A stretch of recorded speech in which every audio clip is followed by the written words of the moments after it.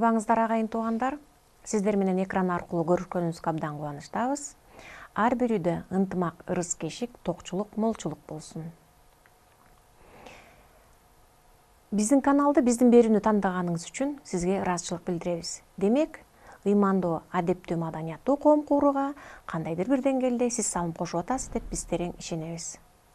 Быйылкы ыйман, адеп, маданият жылына арналган Нарктуу коом долбоорунун алкагындагы энелер мектебинин турмуш сабактары бүгүнкү сиздердин назарыңыздарда. Өткөн сабактарда биз дени сак улут темасында сүйлөшкөнбүз. Бүгүнкү сабагыбыздын темасы эне жана бала. Бүгүнкү сабагыбыздын багыттоочусу врач, педиатр Серкебаева Майрам эжебиз жана психолог Жүндүбаева Кенже эжебиз. Сабактын угуучулары жана энелер мектебинин тарбиялануучулары Жусуп Баласагын атындагы Кыргыз улуттук университетинин студенттери. Анда эмесе сабагыбызды баштайлы. Саламатсыздарбы? Бүгүнкү абдан жакшы теманын алкагында мен дени сак энеден дени сак бала деген тема менен баштагым келип турат да. Себеби канчалык аял затынын дени сак болсо, үй бүлө курууга даяр болсо, эне болууга даяр болсо, бул мында жакшынакай бала төрөлөт да. Ошондуктан дени сак эне, дени сак коомду да түзөт. Ошондуктан бүгүнкү темабызда дени сак бала кандай төрөлүш керек, балдарга кандай төрөлүүдөгү кандай даярдыктар болуш керек, ошондой эле алардын кийинки максаттары болгон балдарды тарбиялоодогу, туура тарбиялоодогу абдан энелердин чоң ролу жөнүндө айткым келет. Азыркы учурда ата эне болууда ар бир инсан, кыз болобу, бала болобу, бул алдыртадан даярданыш керек. Мисалы, үй бүлө курууда бул үй бүлө өзүнчө эле бир мамлекет болуп атпайбы? Ошондуктан үй бүлө куруунун алдында ушул үй бүлө курууга даярмынбы? Ошо балалуу болгондо балдарымды тарбиялап, алардын ден соолугун караганга, окуганга, ошондой эле өз ордуна койгонго даярмынбы деген бири-бирине эки инсан суроо бериш керек да. Бул суроолор даяр болгондон кийин гана үй бүлө күтүп жана жакшынакай бактылуу балдарды тарбиялоого болот да. Себеби бала төрөлгөндө биз төрөлгөнүнө гана кубанбастан, анын турганына да кубанышыбыз керек. Бул бала кандай төрөлдү, кандай абалда төрөлдү, дени сакпы, энесинин дени сакпы, ушул балага төрөгөн эне жакшынакай даамдуу эмчек сүтүн бере алабы, мындан ары тойгузуп жакшынакай болуп эл катарына, инсан катары кошуп кете алабы деген бир суроолор берилет да. Ошондуктан биринчиден эненин ден соолугу биз үчүн абдан керектүү. Ошондой эле эне гана эмес, атанын ден соолугу да. Бул атанын ден соолугунун алдын алып, бул кандай багытта бул пландаштыруу жөнүндө, баланы пландаштыруу жөнүндө да бир топ гинекологиялык консультациялардан өтүп кетиши абдан маанилүү да. Себеби ата энеси ден соолугу чың болуп турса, бала багууга даяр болсо, баланы өстүрүүгө даяр болсо, бала да абдан бактылуу болуп чоңоет да. Себеби көп оорулардын алдын алуучу бул чоң бир шарт болот. Себеби эгерде эне бир анемикалык оорулар менен ооруп турган болсо, же болбосо эндокриндик оорулар менен, же болбосо жөнөкөй гана бир стресс, абдан стресс көп болуп атпайбы? Стресске кабылган болсо, бул да эненин баланы түйүлдүктө кичинекей жаткандагы шартында да абдан стресстерди козгойт да. Ар кандай оорулардын же алдын ала төрөлүүнүн, же болбосо төрөлбөй калуунун да бир шарттары болуп түзүлөт. Ошондуктан бала төрөлөрдүн алдында эне баланын ортосундагы мамилени жакшы түзүү үчүн ата эне, жанында жүргөн туугандары бул да көмөктөш болуш керек. Бул баардыгы биргеликте бул төрөлүүчү баланы күтүш керек. Анткени бул алардын уландысы болуп атпайбы. Бул үй бүлөнүн мындан ары уланып кетчү бир уюткусу болуп атат. Ошондуктан бул бала абдан жакшы, жароокер, мээримдүү, ошондой эле мени күтүп жатат деген мамиледе төрөлсө, бала абдан ден соолугу чың болуп төрөлөт. Майрам эжеке, бул кыздар эми болочок энелер. Булар башка бир үй бүлөгө барып бүлө болушат. Биздин ушу турмуш сабактарынын максаты эле биздин кыздарды турмушка даярдоо, турмуш курууга даярдоо. Сиз айткандай ынтымактуу, маданияттуу үй бүлө курууга. Демек, булар жаңы үй бүлөгө барганда ошол кайненеси, кайнатасы баш болуп ушул келинге жакшы мамиле кылыш керек экен да. Туура, абдан баардык тараптан кайнене болобу, кайната болобу, алардын туугандары эки жактан тең чогуу колдоо көрсөтүш керек. Анткени кыз бала башка бирөөгө бүлө болуп барып атпайбы?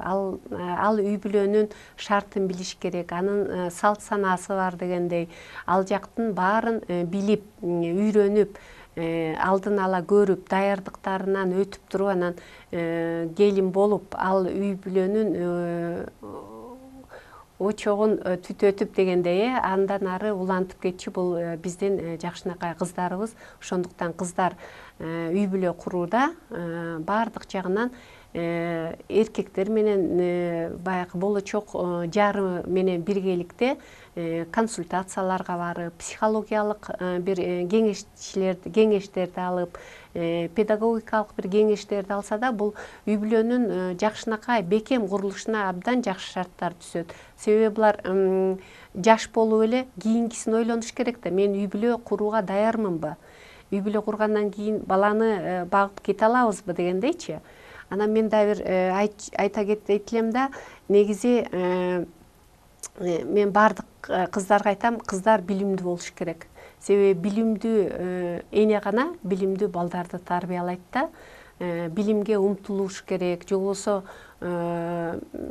бир аспекттери бар эмеспи, жанагы кантип тарбиялоо болуш керек. Ошолорго жакшы умтулуп, анан жакшы балдарды тарбиялашат да. Азыр көпчүлүк эле болочок энелер бул кандай кызбы эркекпи билиш үчүн УЗИге түшүп жатышпайбы? Ошон бир жолу түшүп койсо эч нерсе болбойт, анан 2-3 жолу түшкөндө да зыяны бар дешет да. Анан бул бир жолку, эки жолкусунун айырмасы барбы, же бир жолку түшкөндө андан эч нерсе деле болбойбу? УЗИге түшкөн. Ультра дабыштык үн менен бул боюнда болуп калганда изилдөөнү жүргүзөт. Бул терс таасирин тийгизбейт. Себеби эгерде чаржайыт эле, улам эле түшүп, бул дарыгерге түшөйүн, андан кийин бул дарыгерге түшөйүн деп чаржайы түшө берген, бул финансылык жактан да өзүңөрдүн каражатыңар көбүрөөк кетет. Ошондой эле силерге стрессти туудурат. Себеби силер бирөөнө ишенбей улам бирөөнө бара берип атпайсыңар. Ошондуктан эгерде врачтын көзөмөлүндө болсоңор, врач УЗИден өтүүнүн керектиги бар десе, анда өтүш керек.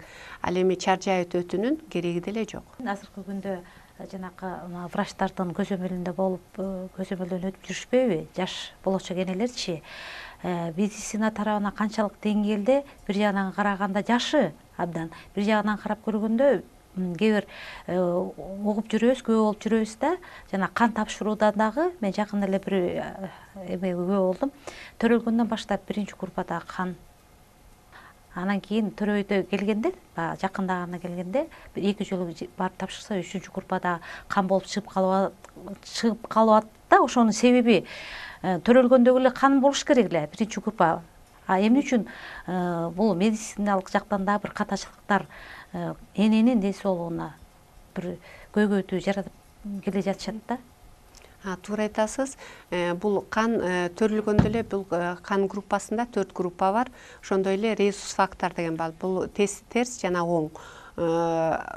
Аялдар биринчи бул өзгөрүлбөгөн, өмүр бою өзгөрүлбөгөн группа, кандын группасы болот. Биринчи, экинчи, үчүнчү, төртүнчү жана рейс факторлар. Балким бир жерде жаңылыштык менен лабораторияда туура эмес текшерилип калган болуш керек. Эгерде туура жана документалдуу тастыкталган текшерүүдөн өтүп, аларды бир паспортко мөөр коюлабы, же болбосо бир тастыкталган печати бар, мөөрү бар документ менен текшерилсе болот. Себеби азыркы учурда кээ бир жерлерде кандын көп кетишинен, кан куюуну же болбосо кандын препараттарын куюуга зарыл болуп калат да. Ошол учурларда сөзсүз түрдө кандын группасын текшерет. Себеби бул өмүргө терс зыянын тийгизип коюшу мүмкүн. Эгерде биринчи группадагы канга экинчи группаны куйса. Ошондуктан ошол жаңылуулар болбош үчүн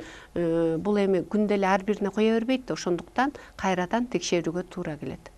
Ошондой жаңылыштыкты кантип биз кимге кайрылса болот ошол учурдачы? Анткени ошондой көйгөйдөн ошол учурдагы поликлиникадан башка жака которулуп кетип калган көйгөйлөр болуп атат да. Ошол жерде иштеп аткан врачка барбайса, эмне үчүн андай болушу мүмкүн эмес, бизден эмес, лабораторияга кайра тапшыргыла деген бир көйгөйлүү маселелер тудуруп келе жаткандыгына күбө болуп жүрөбүз да. Мен ойлойм да, көпчүлүгү кээде өзүнүн группасын алмаштырып алган болот. Меники биринчи же экинчи, үчүнчү деп айтат да. Өзүлөрү жок, мен ушуну текшергем деп кээде жаңылышсыптар болот. Мен канча көп эле иштедим, бирок мындай жаңылышсыптарды биринчи угуп жатам. Эгерде туура кандын группасын текшерүү үчүн биздеги борбордук кан борбору бар, улуттук кан борбору. Ошол жерге барып текшерилип, анан паспорттарына мөөр койдуруп койсо, бул да абдан тастыкталган факт болот. Балдардын, төрөлгөн балдардын 3 жашар, 2 жашар аппетити тартпай, кээ бир балдар тамак ичпей башташат да. Ошол эмне себептен ошондой болот? Жана туура тамактанууга кантип туура тамактануунун кимге кайрылсак болот, кандай тамактандырсак болот ошол балдарды? Балдарды негизи эле төрөлгөндөн баштап 2 жашка чейин эмчек менен эмизиш керек. Накта эмчек менен эмизүү бул 6 айга чейин колдонулат. 6 айдан баштап эмчектен тышкары кошумча тамактарды бере баштайт. Бул буламыктарды, жер жемиштерден жасалган ширелерди, пюрелерди бере баштайт. Ошондой эле эт азыктарын, сүт азыктарынан жасалган тамактарды берет. Ал эми сиз айткан 2-3 жаштагы баланыкы кээ бирде табити жакшы татпай, тамак ичпей калышат. Муну биринчиден бала негизи калп айтканды билбейт. Бала ыйлап жатканда, же болбосо табити жок болуп жатканда абдан кунт коюу менен аны угуп, ошондой эле текшерүүгө алып барыш керек. Себеби бала эмне үчүн ыйлады, эмне үчүн тамак жебей калды, балким бир нерсеси ооруп жатабы, же туура эмес тамактарды жеп алдыбы.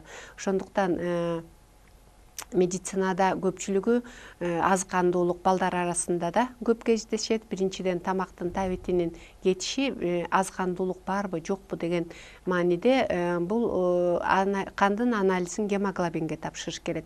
Гемоглобиндин эгерде анализи төмөн, гемоглобиндин көрсөткүчтөрү төмөн болсо, анда сөзсүз түрдө темир курамында темир бар болгон дары-дармектер менен дарылаш керек.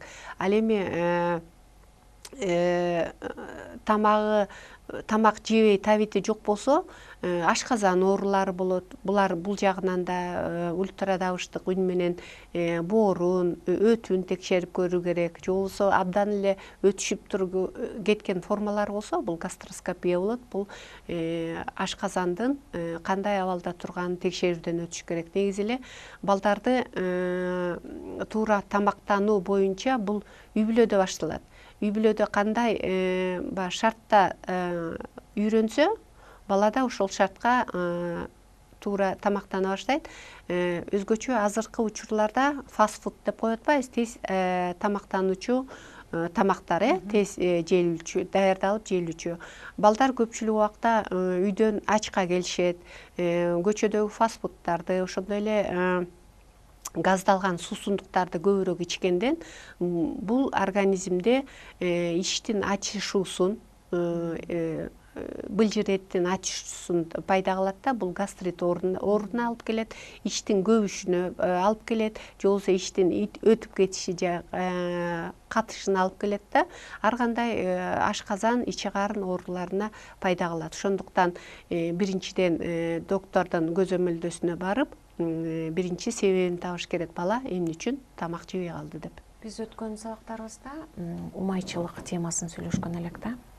Ошол умайчылык темасын азыркы медицина менен байланыштырса болобу? Эгер болсо, кайсы жактан, кантип? Негизи эле биз кыргыз баштардан илгертеден эле умайчылык болгон.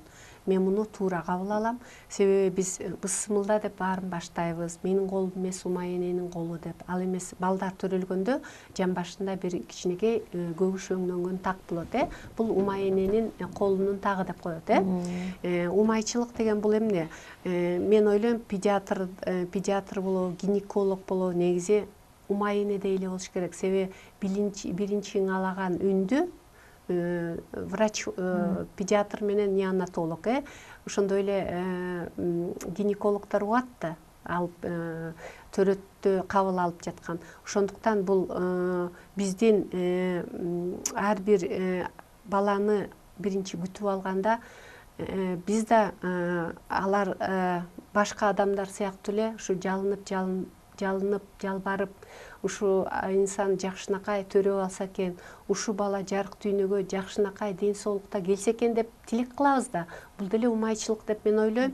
Ошондой эле баланы жаңыдан алганда бул умайчылыктын касиети тазалык.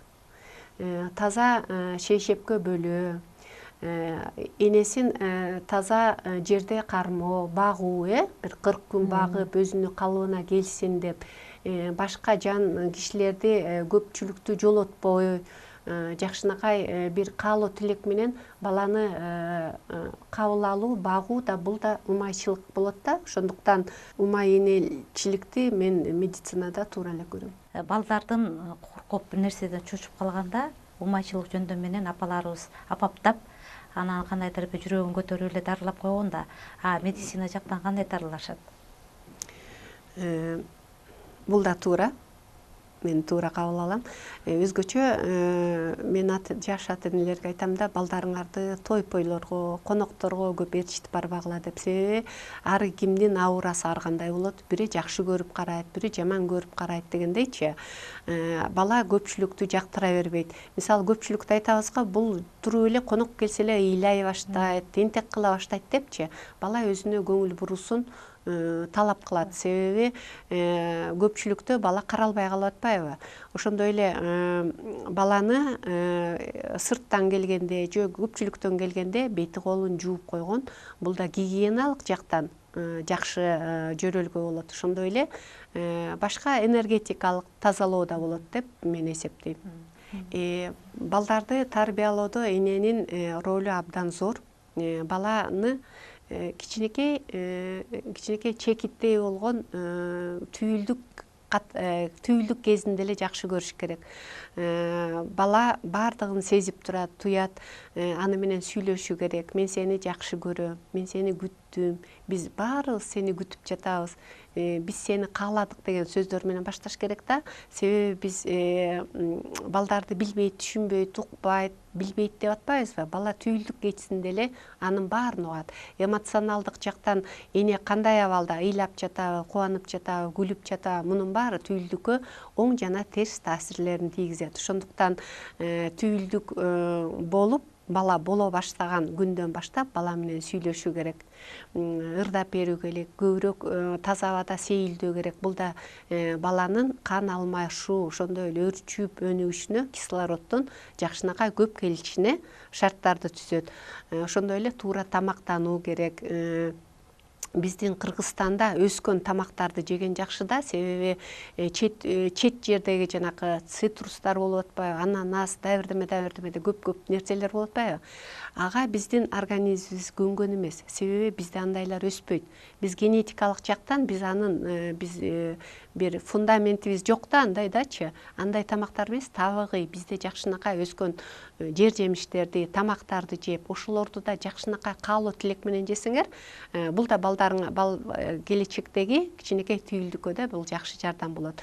Ошондой эле түйүлдүк улам чоңойгон сайын ишти сылап, сүйлөшүп, силер гана эмес, силердин жолдошуңар, күйөөңөр, ал да жакшынакай сөздөрүн айтып турса, бул бала төрөлгөндө силердин үнүңөрдү укканда жылмаюу пайда болот, күлөт, ошондой эле жакшынакай чоңоет. Кээде бир айтып коет го гинекологдор, тонусу күчтүү болуп калыптыр депчи. Ошол убактарда сылап, жакшынакай сөздөрүңөрдү айтсаңар, иштеги бала өзүн бошотуп, жакшынакай сезе баштайт. Ал эми силер капалансаңар, ыйласаңар, түйүлдүк катуу болуп калат да, ичиңер катуу болуп, ооруп, ал да бушайман болот. Апам эмнеге ыйлап жатат, апам эмнеге капа болду, балким мени күтпөй жатабы депчи. Бул стресстерден арылтуу үчүн биз жакшынакай позитивдүү сөздөрүбүздү тартуулашыбыз керек. Ошондой эле, мисалы, бала төрөлгөндө балага жакшынакай, сенин көздөрүң кандай, сенин жылмаюуң кандай, сенин кандай жүзүң бүгүн нур жанып турат деп жакшы сөздөрдү айтса да, бала тез торолот. Мисалы, эксперимент жүргүзүлгөндө 3 гүлдү коюп, өсүмдүктү, бирөөсүнө жакшынакай сөздөрдү арнаса, ал өсүмдүк жакшынакай өсө баштайт. Ал эми экинчисине кайдыгер мамиле кылат. Үчүнчүсүнө болсо эмне кылат? Жаман сөздөрдү айтат, сен жамансың дейт, же суу куйбай коет. Ошондо үчөө кандай абалда калат? Жакшы сөз айткан өсүмдүк жакшынакай өсөт, кайдыгерлик мамиледе кылган эптеп-септеп калат да, ал эми дайыма урушуп, талашып, жамансың деген өсүмдүк чирип калат. Ошол сыяктуу да түйүлдүккө балага, болочок балага ошондой мамиле кылыш керек да. Бала төрөлгөндөн кийин аны да жакшы күтүп алуу керек. Мен сени күттүм, биз сени көрдүк, биз сени кабыл алдык деген маанидечи. Анда балада тез торолот. Баланы тезирээк баягы өзүнчө эле бурчка коюп койбой, же ороп калтырып койбой, баланы кененирээк, жеңил, бош кармаш керек да. Анан тезден алып, анан эркелеткенден коркпош керек. Баланы канчалык эркелетүү, бул мээрим берүү болот. Канчалык эркелетсеңер, бала ошончолук тез торолот. Жана ошондой эле мээримдүү болуп чоңоет. Силер психолог, болочок психолог болгондон кийин силерде бир этаптары бар го, ар бир этапта бала бул жактан травма алган экен, бул жактан травма алган экен деп бере 3 этапка бөлөсүңөр, оральный деп өзүнчө бөлөсүңөр го.